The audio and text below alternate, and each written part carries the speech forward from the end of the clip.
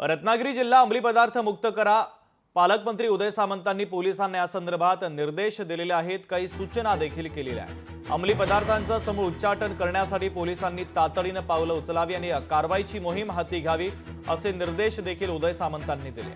तर यापुढे राजकीय पुढाऱ्यांचा कोणाचाही फोन आला तर त्याची डायरीला नोंद घ्या असे निर्देश देखील उदय सामंतांनी दिलेले आहेत।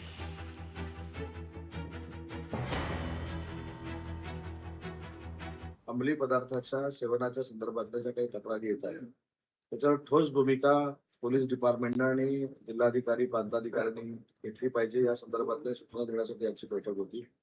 टास्क म्हणून अंमली पदार्थाचं संपूर्ण नामोनिशाण जिल्ह्यातनं मिटलं पाहिजे, यासाठी कशा पद्धतीनं कारवाई करायची याचं नियोजन देखील एसपीनी करावं अशा सूचना मी दिलेल्या आहेत।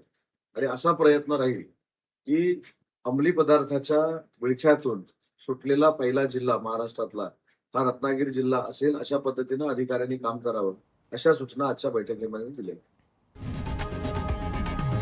लोकशाही मराठी ऐका, पहा, जागरूक रहा।